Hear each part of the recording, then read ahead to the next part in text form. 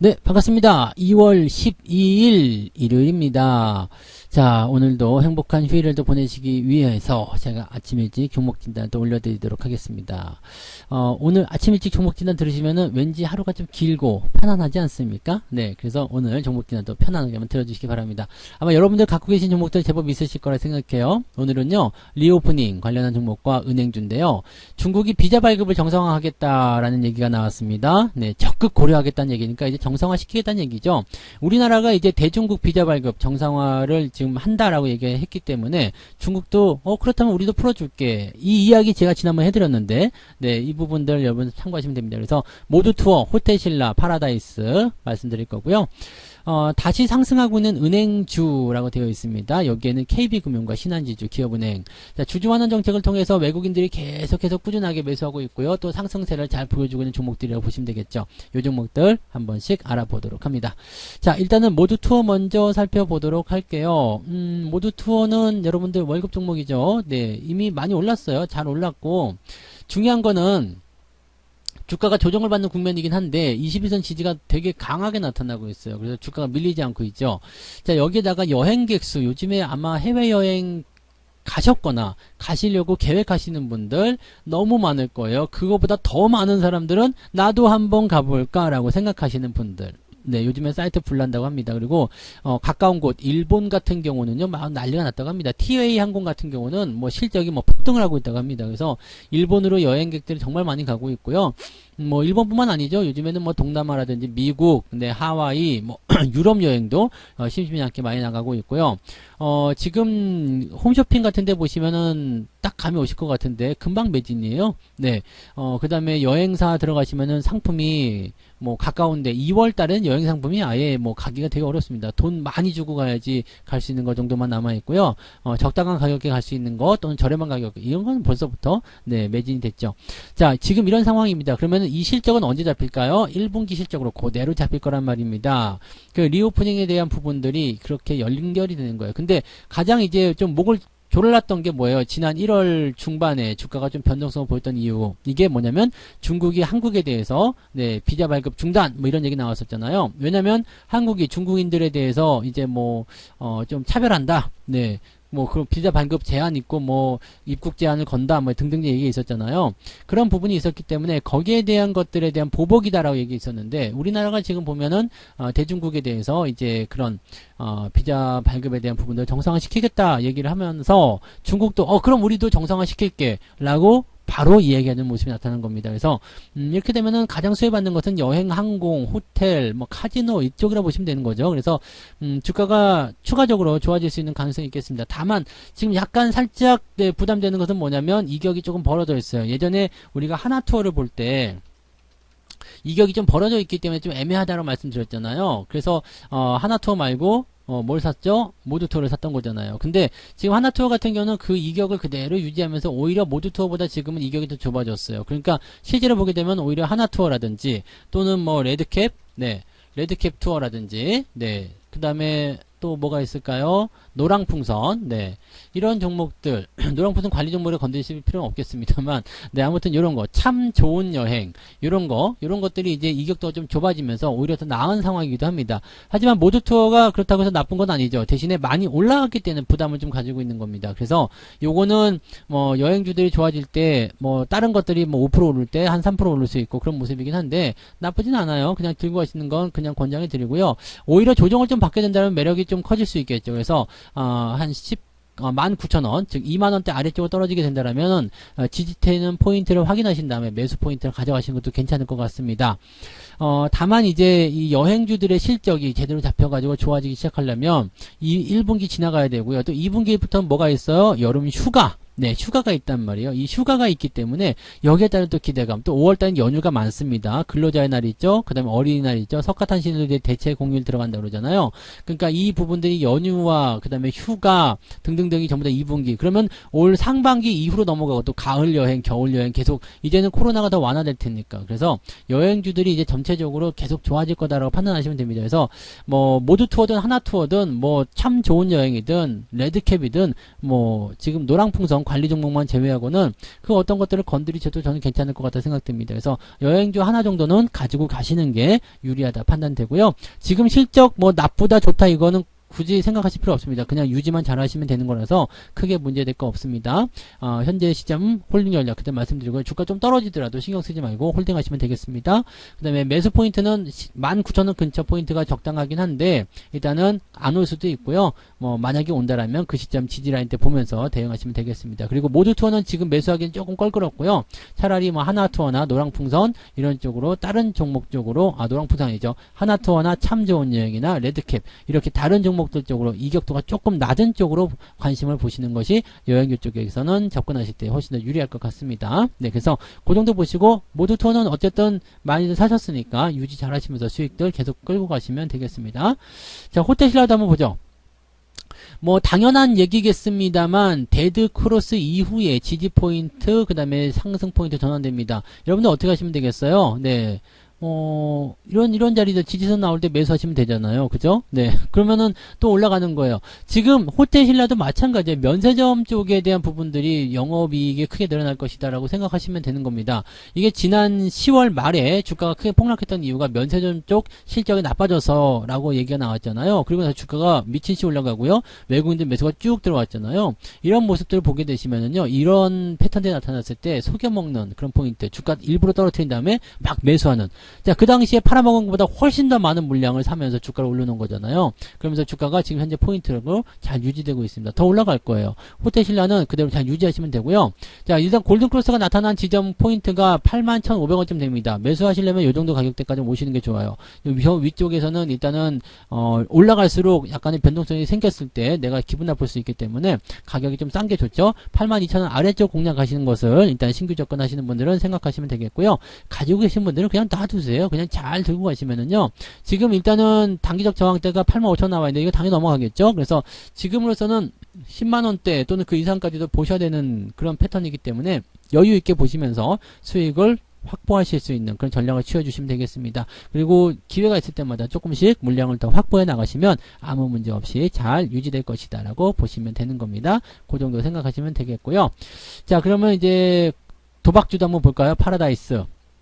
마찬가지입니다. 네, 마찬가지예요. 이거는 뭐 특별하게 움직임은 없었지만은 분위기 좋은 편이죠. GKL도 마찬가지고요.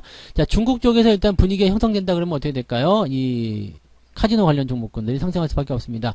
GKL은 일단 우상향 패턴이 계속 있었는데 변동성이 나타날 수 있는 포인트 때문에 매수를 하지 않았었던 부분이고요. 일단 상승세는 계속 유지가 되고 있습니다. 우상향 패턴이기 때문에 그렇습니다.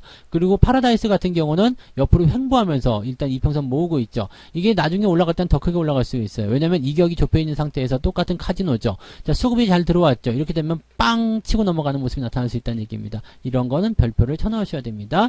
지난번에 월급 종목으로 해서 매수 못하신 분들 같은 경우는 매수 포인트 계속 나올 수 있으니까 긍정적으로 보시면 되겠고요.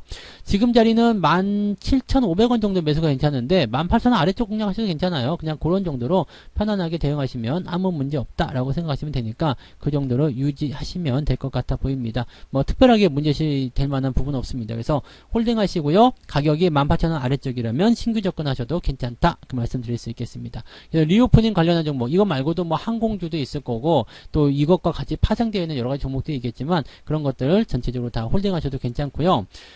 말 나온 김에 강원랜드도 한번 더 말씀드려보면 강원랜드는 지금 주가가 크게 내렸잖아요. 흑자 전환했어요. 흑자 전환했는데 입장객 수가 늘어나지 않는다는 이유 때문에 지금 떨어졌다는 얘기예요.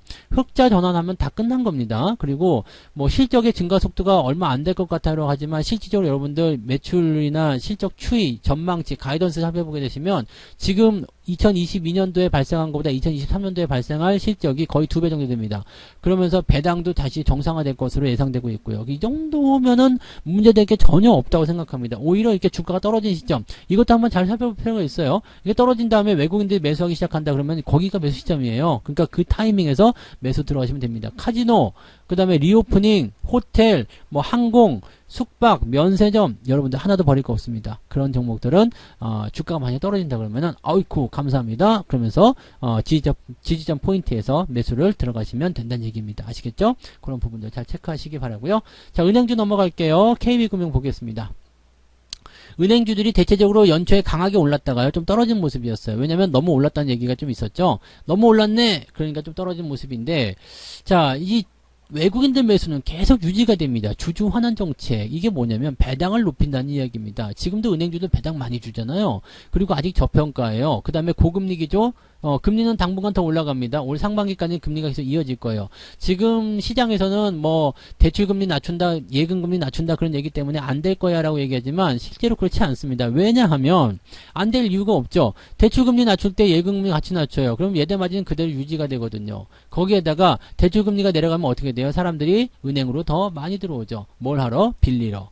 자, 이런 부분이 되는 거죠. 그렇기 때문에 지금 은행 같은 경우는 올해도 실적은 좋을 거예요. 올 하반기까지는, 즉 상반기 이후까지는 보유해라. 이 말씀을 제가 계속 드렸지만 잘 보면은 하반기까지 가능할 수 있습니다. 왜냐면 금리 인상이 되고 나서 인하로 바로 떨어지는 것이 아니라 유지를 한단 말이에요. 이 고금리 기조가 유지가 됐을 경우에는 실적 마진이 계속 증가할 수밖에 없겠죠. 그래서 여기에서 실적이 늘어나게 되면 주주 환원 정책에 대한 압박이 더 커질 수 있습니다. 배당 더 내놔라. 이렇게 될 수 있거든요. 지금도 배당 많이 주지만 더 많이 받을 수 있다 얘기입니다. 그렇다면 지금 작년도 연말 시점하고 크게 다르지 않은 이런 상황이라면 오히려 땡큐 아닙니까? 주가가 더 올라갈 상황이 좀 될 수도 있고요. 그 다음에 배당을 더 확대했을 때는 지금처럼 주가가 올라가지 않았을 때가 훨씬 더 매력적인 포인트가 되잖아요. 그래서 지금 현재 시점은 데드크로스 나와 있어서 약간은 조정에 대한 어떤 포인트가 필요한 상황입니다. 받고 올라가야 되는 상황인데 아직 그런 모습 나타나지 않았죠. 하지만 이런 자리 그냥 매수하셔도 괜찮아요. 자, 55,000원 구간 이 정도면 그냥 괜찮습니다. 그냥 매매하시고 유지하셔도 괜찮으니까 생각하셔도 되고요. 가지고 계신 분들 그대로 홀딩 유지하셔도 아무 문제 없습니다. 자, 그 다음에 신한지주 볼게요. 신한지주 역시 마찬가지예요. 뭐 1등, 2등 기업이지만 이것도 마찬가지죠. 지금 보시면은 데드크로스가 발생한 상황이에요. 상황은 비슷합니다. 오전 연초에 쭉 올라갔다가 좀 떨어진 모습이고 데드 발생했습니다. 너무 올랐잖아라는 개념에서 주가 떨어진 모습이었고요. RSI 지표 보시면 과매수에서 주가 조정받고요. 지금은 보면은 바닥을 기어가 다니고 있습니다. 지지선 잘 받았다는 얘기죠. 여기서 돌리려면 아직 이평선간의 어떤 포인트가 만들어지지 않았기 때문에 시간이 좀 필요해요. 하지만 여기가 지지점 4만원 지지라면 반등은 나타난다 라고 판단하시면 되거든요. 그렇다면 이것도 역시 별표를 쳐놔야 되겠죠. 이 종목도 역시 마찬가지 앞서 설명드린 것처럼 상반기 이후까지 우리가 보유하시기 좋은 종목이고 또 상반기 이후에도 실적이 계속 증가할 수 있기 때문에 올해 내내 주가가 상승할 수 있는 가능성, 수익성 증가에 대한 가능성이 있다고 보시면 됩니다. 지금 KB금융하고 신한지주가 우리나라에서 제일 큰 은행이에요. 실적 제일 좋은 은행입니다. 그래서 얘네 두 개만 일단 잘 보시면 금융주 섹터에서는 일단 얘기 끝났다 보시면 돼요. 그래서 이 종목들 만약에 없다 그러시면 하나 정도는 들고 가시는 거 괜찮아요. 은행주 정도 하나 정도는 갖고 가시는 거 나쁘지 않은 전략입니다. 이 종목은 4만원에서 41,000원 사이 매수 접근하시면 되는 거고요. 옆으로 좀 누울 수 있습니다. 데드가 나왔기 때문에 골든크로스 나올 때까지는 횡보 또는 살짝씩 움직일 수 있어도 시간이 조금 필요하다고 보시면 됩니다. 그래서 그런 거 감안하시면서 보유하시면 되기 때문에 이 종목 아무 문제 없이 유지 잘 해주시면 되겠다라고 보시면 되겠습니다. 자, 그 다음에 기업은행 넘어갈까요? 이거는 조금 이제 그 규모가 작은 기업이잖아요. 그래도 은행은 은행이기 때문에 나쁘지 않습니다. 자, 이거는 배당 많이 줬어요. 지금 8에서 9% 정도 배당 나온 걸로 알고 있는데 그 정도 배당을 주고 배당락을 크게 받았죠. 근데 이런 배당락은 어떻게 된다고 그랬어요? 조만간 해소가 된다고 그랬죠.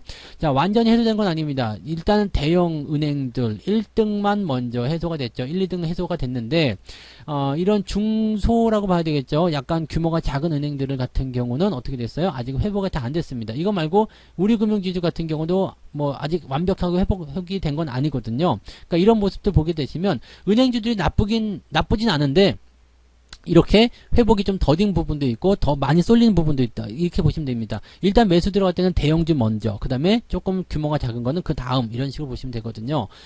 근데 얘네는 지금 그 KB나 이런 것처럼 올라갔다 내려온 게 아니라 밑에서부터 그냥 계속 치고 올라가는 연속성입니다. 그렇기 때문에 훨씬 더 힘이 강할 수 있어요. 외국인 매수가 들어오는 것도 상당히 가파르고요. 현재로서는 지금 보통 봤을 때 대체적으로 회복이 되는 공간이 지금 3월달 지나서 4월, 5월 정도 됐을 때 이 배당량을 회복하는 모습들이 거의 대부분이거든요. 뭐 지금까지 계속 그래왔죠. 뭐 크게 떨어졌었던 2020년 제외하고는 대부분이 이제 배당량 이후에 회복되는 모습들은 이렇게 한 4월, 5월쯤 되어야지만이 회복세를 보였다라고 판단하시면 됩니다. 그렇다는 것은 어떤 의미예요? 지금부터 계속 상승할 수 있다는 얘기겠죠.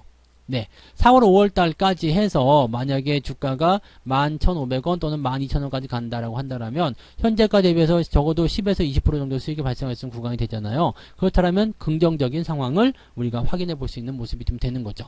자, 지금 자리 나쁘지 않습니다. 그냥 유지 잘 하시고 데리고 가셔도 괜찮고요. 연말까지 갖고 가셔서 또다시 배당 받으셔도 나쁘지 않으니까요. 기업은행 같은 경우 계속 유지 잘 하시면 되고요. 아, 나 지금 매수 좀 해볼까? 단기적으로 수익도 나올 것 같은데 오케이, 괜찮습니다. 자, 지금은 데드크로스 상황이고 이평선 역별이기 때문에 약간은 부담을 느낄 수 있어요. 하지만 1,500원 아래쪽 매수 포인트 나쁘지 않다 생각하시면 되겠고요. 자, 이렇게 저항대 위로 넘어서게 된다면 더 상승할 수 있다고 보시면 되겠습니다. 외국인들의 어떤 수급, 그 다음에 이런 배당의 힘, 그 다음에 주주 환원 정책에 대한 어떤 사회적 이슈, 그 다음에 관심, 이런 것들이 중요한 포인트가 될 겁니다. 또 고금리기죠.